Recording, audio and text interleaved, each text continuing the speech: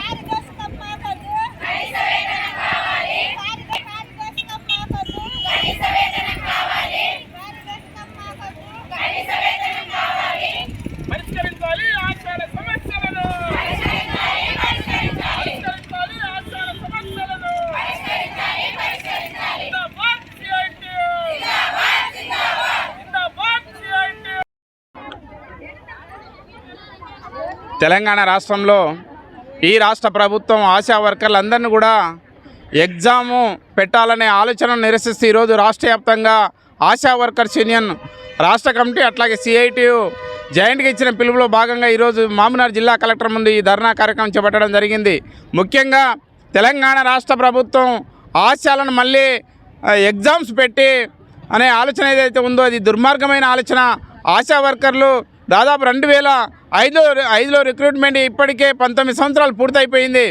ఆనాడు రిక్రూట్మెంట్ చేసుకునేటప్పుడు ఎలాంటి ఎగ్జామ్స్ లేకుండా ఆనాడు ఆ ప్రభుత్వం తీసుకోవడం జరిగింది. కానీ కొత్తగా వచ్చిన తెలంగాణ ప్రభుత్వం మళ్ళీ ఎగ్జామ్స్ పెట్టి ఆశా వర్కర్లు అందరితోని మళ్ళీ రాని వాళ్ళని మొత్తం ఫెయిల్ అయితే తీసేస్తామని, పాస్ అయితే 5,000 ఇస్తామని ఏదైతే ఈ లింకులు పెట్టిందో ఇది ఆశా వర్కర్లను మోసం చేయడానికి తప్పిస్తే ఇంకోటి కాదనేది కూడా మేము ఈ సందర్భంగా ప్రభుత్వాన్ని డిమాండ్ చేస్తూ ఉన్నాం.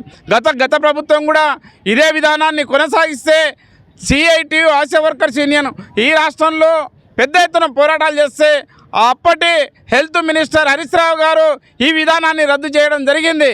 కానీ మళ్ళీ కొత్తగా వచ్చిన ప్రభుత్వం మళ్ళీ ఇదే విధానాన్ని కొనసాగిస్తే రాబోయే కాలంలో ఈ విధానాన్ని రద్దు చేసేదాకా మళ్ళీ పోరాడతాం. అట్లాగే ఆశల అనేక సమస్యలు ఉన్నాయి క్షేత్రస్థాయిలో. ఇప్పటికీ పిఎఫ్ లేదు, ఈఎస్ఐ లేదు, కనీస వేతనాలు లేదు. అట్లాగే అనేక పారితోషికాలు పెడుతూనే రావాల్సిన పెండింగ్ బిల్లులు కూడా అట్లాగే ఉన్నాయి. ఇవన్నీ ఇవ్వకపోగా ఈరోజు కొత్త నిబంధనలు తీసుకొచ్చి ఆశాలను ఇబ్బంది పెట్టాలనే ఆలోచన తెలంగాణ రాష్ట్ర ప్రభుత్వం చేపడుతూ ఉంది. భవిష్యత్తులో ఆశా వర్కర్ల యొక్క ఆగ్రహానికి ప్రభుత్వం గురి కాక తప్పదని ఏదైతే విధానాన్ని తీసుకొచ్చింది దాన్ని వెంటనే రద్దు చేయాలని సిఐటిగా మేము డిమాండ్ చేస్తూ ఉన్నాం. ఈరోజు రాష్ట్ర వ్యాప్తంగా కలెక్టర్ల ముట్టడి ఉంది.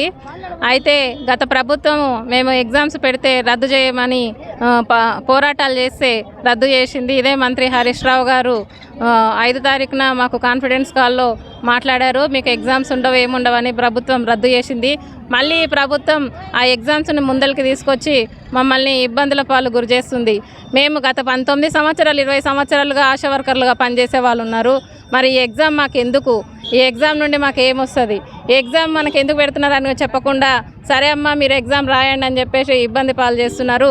అట్లాగే మాకు అనేక సమస్యలపైన మేము చాలాసార్లు పోరాటాలు చేసినాము. ఈ ప్రభుత్వం అన్న వస్తే మాకు ఎంతో మంచి జరుగుతుందని చాలా రోజుల నుంచి ఎదురు చూస్తున్నాము. మళ్ళీ ఈ ప్రభుత్వం పోయిందాన్ని మళ్ళీ తీసుకొచ్చి మమ్మల్ని ఇబ్బంది పాలు చేయడం కరెక్ట్ కాదు. ఈ ప్రభుత్వం ఈ ఎగ్జామ్స్ను రద్దు చేస్తేనే మేము వెనుకడుగు వేస్తాము. లేకపోతే ఇది ఇలాగనే కొనసాగితే మేము రాష్ట్ర వ్యాప్తంగా ఇంకా ధర్నాలను కొనసాగిస్తామని చెప్తున్నాం. మాది బాలనగర్ పిఎస్సి.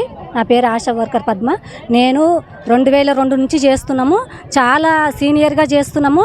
అప్పుడేమో ఇట్లా అనలేరు, ఏదో మీరు ఇంటింటికి పిలిచి అవగాహన కల్పించితే చాలు అని అన్నారు. ఇప్పుడేమో రాంగ రోజు రోజుకు చాలా ఒత్తిడి చేస్తున్నారు మా పైన అధికారులు.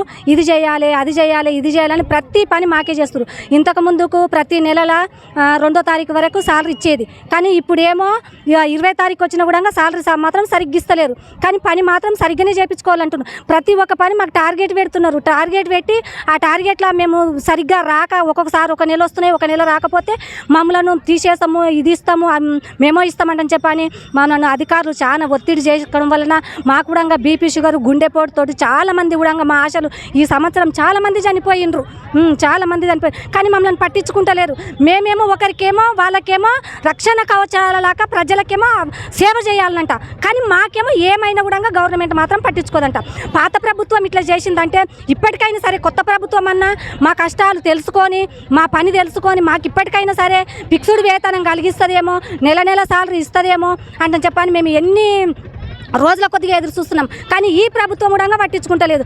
కానీ ఇట్లా పట్టించుకోకపోతే మళ్ళీ మేము అప్పట్లాగానే 100 రోజులు 120 రోజులు ఎట్లా చేసినామో ఇప్పుడు అంతకు డబ్బులు కూడా చేయనీకే మేము పూనుకున్నాం. కానీ మాకు మాత్రం ఫిక్స్డ్ వేతనం కావాలి, మాకు ఆరోగ్య భద్రత కలగాలి, మాకు ప్రతి నెల కావాలి. ఈ మీటింగులు ఆ మీటింగులు అని పిలిచి మాకు సాలరీలకు పైసలు సరిపోని లేక, ఛార్జీలకు పైసలు సరిపోని లేక టార్గెట్లు పెట్టి మమ్మల్ని చాలా చాలా బాధలు పెడుతుంది. ఈ టార్గెట్లు మాత్రం మాకు ముందు తప్పకుండా తీసేయాలి. ఏఎన్సీ టార్గెట్లు, బీపీ షుగర్ అవి, అది ఏంది టీబీవి, అవన్నీ మేము చేతుల దుంట పట్టుకురావాలంట. ఎక్కడన్నా ఉందా ఇది ఇట్లా ఇంత ఘోరమైన సమస్య? వాళ్ళు టీబీ వచ్చి అవస్థ పడుతుంటే వాళ్ళని తోలుకొచ్చి మేము బాగా చెప్పించేది వాళ్ళ డబ్బాలు మేము మోసుకొచ్చి మేము తగిలించుకోవాలంట. అటువంటి బాధలు మమ్మల్ని పెడుతున్నారు. పెద్ద స్థాయి నుంచి leprosy survey, TB survey, fever survey, dry day ప్రతి ఇంటికి తిరిగి ప్రతి శుక్రవారం మొన్న ఏం పెట్టిండ్రు, ఎలక్షన్లకు 6 గంటలకే వెళ్ళి మీరు డ్యూటీలకుల్లా జాయిన్ అయినట్లు ఫోటోలు పెట్టాలన్నారు. కానీ మరి మాకు ఒక్క డబ్బులు కూడా ఇచ్చిలేరు. ప్రతి ఒక్కరికేమో వచ్చిన వాళ్ళకి అందరికేమో 2000 3000 ఇచ్చిండ్రు. మరి మాకేమో 2-3 కూర్చుంటే కూడా 150 అట్లా ఇస్తున్నారు. అంత చిన్న చూపు చూస్తున్నారు. పనికాడనేమో మేము ముందలనంట. ప్రతి పనికాడ మేము ఆశ లేనిది ఏ పని అయితే లేదు. ఊళ్ళలో ప్రతి పనికి ఆశనే పిలుస్తున్నారు. ఆశ ఎక్కడ పోయి ఆశ, ఈ రిపోర్టు ఆ రిపోర్ట్, ప్రతి రిపోర్ట్ తీసుకొచ్చి మేము డాక్టర్ అమ్మ ముందర పెడితే డాక్టర్లు తీసుకొచ్చి డిఎంహెచ్ఓ ముందర పెడతాం. అది చేసేది ఎవరు? మేము. వాళ్ళేమో ఫోన్ వరకే అంకితం, కానీ చేసేది మేము. ఎండలో ఎంత కష్టపడి ఇల్లు తిరిగి ఓఆర్ఎస్లు పంచి చిన్నపిల్లలకు రోగాలు రాకుండా ఇమ్యునైజేషన్ వేయించి ప్రతి ఏఎన్సీని నమోదు చేయించి 4 సార్లు చెకప్లు చేయించి 2 రోజులు గవర్నమెంట్ హాస్పిటల్లో ఉండి వాళ్ళకి డెలివరీలు చేపిస్తున్నాం. కానీ మాకు ఒక రూమ్ ఇవ్వమంటే ఇప్పటి వరకు ఇస్తలేరు. మేము ఒక రూమ్లో నైట్ ఉండాలంటే మాకు కూడా ఒక భద్రత కలగాలంటే ఇప్పటి వరకు కూడా మాకు చూపిస్తలేరు. మాకేమైనా పని వరకే వాడుకుంటున్నారు మమ్మల్ని, కానీ మిగతాది ఏ దానికి వాడుకుంటలేదు. అందుకొరకు మాకు కూడా ప్రతి ఒక్కటి కూడా మాకు లాభం కల్పించేలాగా గవర్నమెంట్ మా కష్టాన్ని గుర్తించి మాకు తప్పకుండా చేపియాలి. నా పేరు సుగుణ, మాది మిర్జిల్ మండల్ అధ్యక్షురాలు నేను. మాకు మెయిన్ సమస్య ఏముందంటే రిజిస్టర్లు. ఫస్ట్ ఆఫ్ ఆల్ రిజిస్టర్లు లేవు. రిజిస్టర్లు ప్రింట్ చేయించుకోవాలన్నా 500 600 కరెక్ట్ రిజిస్టర్లు రాస్తేనే మీకు అమౌంట్ వస్తాయంట. ఒక బిల్ రిజిస్టర్ రాస్తే ఏఎన్సీ లేదు, బిఎన్సీ లేదు, రిజిస్టర్లు కరెక్ట్ లేవు, మీకు జీతం కట్టు. ఇంకొకటి ఒక డెలివరీ లేకుంటే జీతం కట్ట అంట. సిస్టర్ల మరి చాలా వేధింపు అయింది. మా పిఎస్సీలో అయితే సిస్టర్ల వేధింపు బాగుంది. ఆశాల దగ్గర కూడా కోఆర్డినేటర్ కరెక్ట్ లేదు. ఇంకొకటి ఏంది, సర్వేలు అనగానే 6-7 గంటలకు పోయి ఫొటోస్ పెడతారు. కానీ మన పని అనే వరకల్లో మనకు ఒక డెలివరీకి పోతే మనకు మధ్యలో ఏమయ్యేది తెలియదు. డెలివరీకి పోయి చనిపోయినా మనకేం బాధ్యత, మన కుటుంబం మొత్తం రోడ్డు పాలు. కానీ మనల్ని పట్టించుకునేటోడు లేడు. పుట్టినప్పటి నుంచి మరణించేంత వరకు మనం ప్రతి రిపోర్ట్ మనం చెప్తాం, కానీ మన గురించి పట్టించుకునేటోడు ఎవరు లేడు. రోగం వచ్చినా నొప్పి వచ్చినా ఎవరైనా సాగుకోవాలనుకున్నా ఫోటో పెట్టి ఆడుకోయి అని అంటారు. అసలు మీకు లీవ్స్ ఏడున్నాయి, లీవ్సే లేవని మాట్లాడతారు. నాకైతే అది లీవ్స్ ఇవ్వాలి, మెయిన్ ప్రసూతి సెలవులు ఇవ్వాలి. ఏదన్నా ఎమర్జెన్సీగా ఉందంటే లీవ్స్ కావాలి. లీవ్స్ అసలే లేవు. మీకు ఎవరు మిమ్మల్ని తీసేస్తాం. ప్రైవేట్ డెలివరీ మాకు తెలియకుండా మేము గవర్నమెంట్లో జాయిన్ చేసినాక వాళ్ళకి నచ్చక ప్రైవేట్ డెలివరీ చేసుకుంటే నీకు మెమో ఇస్తామంటారు. మెమో చేయండి, మీకు జీతం కట్ చేయండి, ఫస్ట్ జీతం ఆపుండి అని అంటారు. మేము చేసే పని ఏంది, మాకు వచ్చే జీతం ఏంది? మేము పారితోషికం తట్టి పని చేస్తున్నాం. పారితోషికం లేని పనులు కూడా మస్తు చేస్తున్నాం. మేము ఎన్సీడీకి ప్రతి నెల ఒక ఎన్సీడీకి ఒక బీపీఎంఏ షుగర్ ఆమె కావాలంటారు. ఆ బీపీఎంఏ షుగర్ ప్రైవేట్లో మందులు తింటారు, గవర్నమెంట్లో మందులు తినాలి. అది కూడా సర్వే చేయాలి. బీపీ షుగర్ సర్వే చేయాలి. టీబీ అనేది దారుణము. మనకు ఏం రోగం ఉన్నదే మనకే క్లారిటీ తెలియదు. వానికి ఏం రోగం ఉన్నది ఏమున్నది తెలియదు. వాని షాంపిల్ తీసుకొని పోయి పిఎస్సీలో చేపియాలి. అది కూడా టార్గెట్. నెలకు 3-4 కనీసం నెలకు ఒక కేసు అని ఉండాలి టీబీ కేసు. అది కూడా చాలా దారుణం. అంటే మాకేమైనా రోగాలు టీబీ వచ్చి మేము చచ్చిపోయినా మమ్మల్ని ప్రభుత్వము మా కష్టం గుర్తించాలి. ఫస్ట్ మా కష్టం గుర్తించి మాకు జాబ్ చాట్ ఇవ్వాలి, మాకు ఫిక్స్డ్ వేతనం చేయాలి, ఈ పనికి తగ్గ పారితోషికం తీసేయాలి. ఫస్ట్ మాకు ఇన్సూరెన్స్ ఉండాలి. మాకు ఏమన్నా అయిందంటే 50 లక్షల ఇన్సూరెన్స్ కావాలి. మట్టి ఖర్చులకు 50,000 కావాలి. మాకేమన్నా అయిందంటే మా కుటుంబంలో ఒకరికి జాబ్ కావాలి, మా కుటుంబం రోడ్ పాలు అవుతుంది. గది అంతవరకు అయితే నేను మాట్లాడుతున్నాను.